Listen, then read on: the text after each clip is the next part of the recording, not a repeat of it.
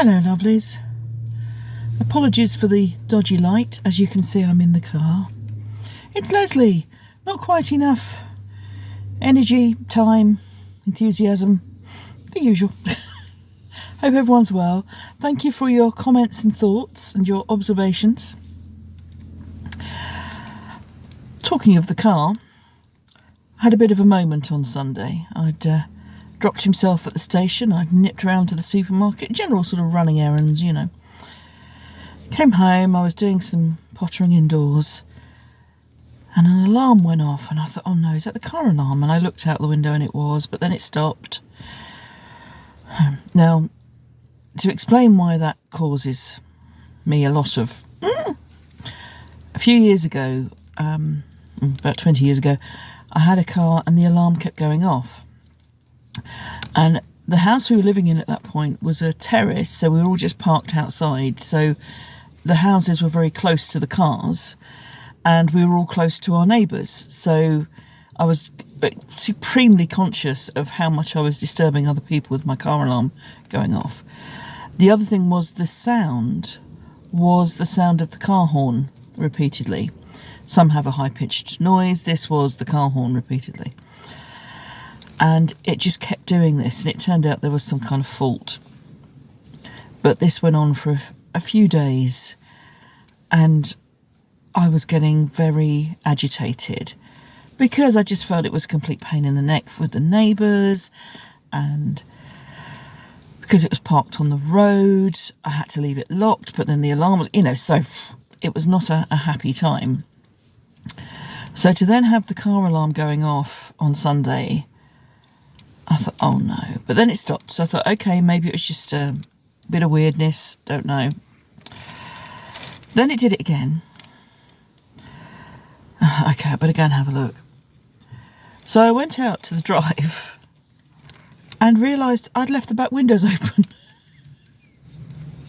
So I'd locked the car up, but with the back windows open. So that would be why the alarm's going off then. Some passing insect or a buffeting bit of breeze or goodness knows what else, and there it was. Silly me.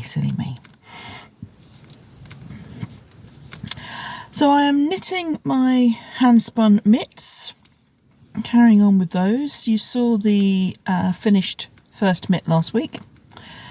As you can see, I haven't done a huge amount on the second one, but rectifying that now. And I've decided to give up the penguono in its current incarnation. I may well return to the pattern, but I'm not enjoying the making, and I'm not enjoying the result. I mean, we all have things that we work on that are a bit of a pain in the neck to do, but we know that the end result is something that will be very loved, very useful. In this case, I'm not feeling that about the penguono, so I'm going to unpick that and reuse the yarn. The grey that I'm using is the same grey that I've used in various sweaters that you will see often on my vlogs and podcasts, because they are sweaters that I wear regularly. So it makes sense perhaps to use that yarn and put it in another sweater that I will wear regularly and get a lot of good use from it. So that's the plan. The current plan. Let's not be silly. Saturday evening, had a meal out with some friends. Filipino restaurant. Delicious food. Oh my goodness, it really was good.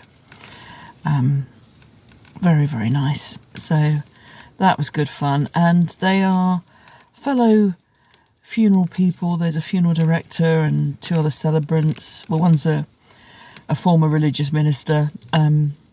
So the conversation gets a bit dark and a bit twisted, but usually very funny.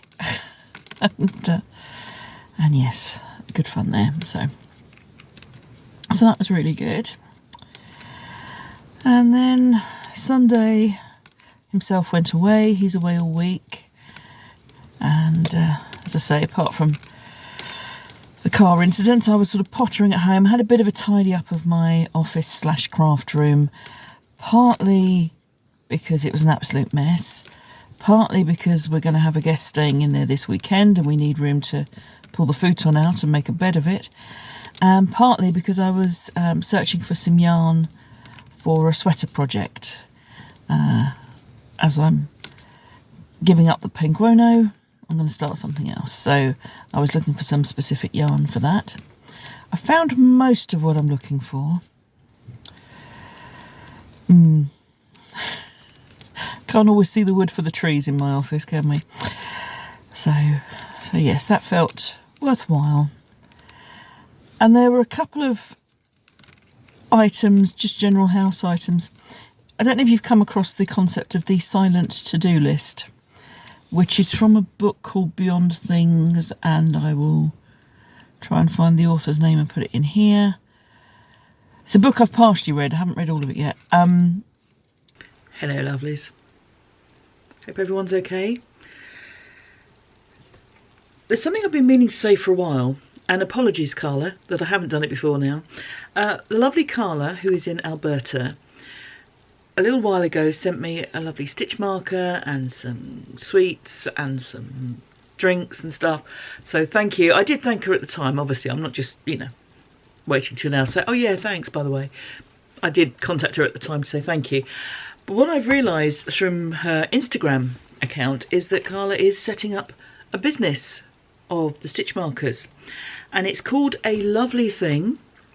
I'll put a couple of pictures in here of some of her Halloween stitch markers. It's via Ko-fi. That's how she's running the shop.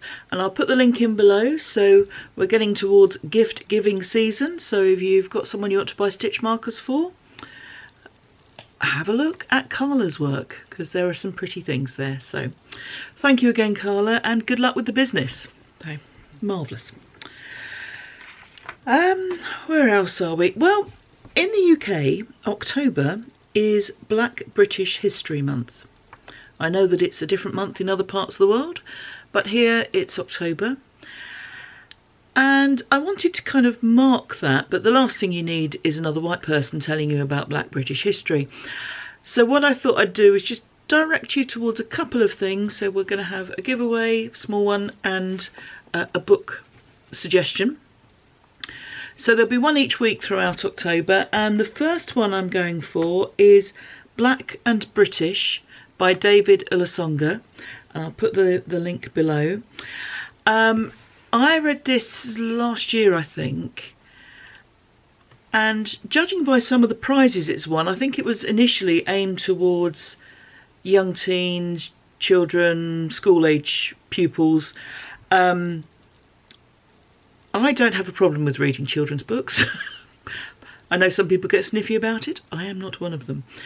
But this is a non-fiction book. It's a history book talking about the history of black people in the UK. And I think there is a tendency to think of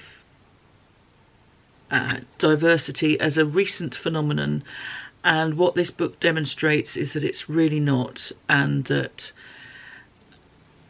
people of all races, but this particular book is looking at black people, have been part of British history for centuries. So that's, if you're interested, that's what we're going with for this week.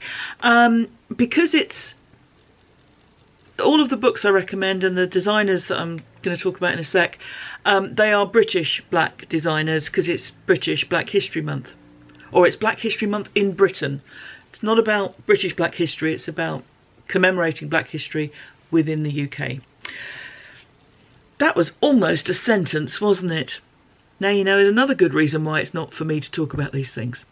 The other thing I'm going to do is a small giveaway. So each week during October, I'm going to highlight a black British designer, and I'm going to give away for you one of their patterns. They're not aware of this. No reason why they should be. It's just, it felt like a good thing to kind of highlight some of these designers. Some you will know, some you may not have heard of. But the first one that immediately sprung to mind for me was Jeanette Sloan, who lives about an hour away from me, that way. I don't mean she's behind me, I just mean that's along the coast that way. So, I'm really not doing this well, am I? So a very prolific designer, published in many magazines and books and all of that. The idea of the giveaway is if you go and have a look at her Ravelry page, and I will link that below, her design page, and in the comments below, can you put in please BHM for Black History Month, because that's the search term I'm going to use, and just let me know which Jeanette Sloan pattern you would be interested in. So I'll do a draw next week and I will pick a winner and then get in contact with you to get your Ravelry name, if I don't already know it, to buy you the pattern. So yes, I think that's all I've got to say about that. So Black and British by David Olusoga and Jeanette Sloan. There will be a pattern up for grabs if you'd like me to buy it for you. I think that's it for this week. Thanks again for being here and for your thoughts, and I always love to hear from you. So thank you so much for being part of this channel. It is very much appreciated. And I'll see you all next week. Take care everyone. Thanks a lot. Bye bye.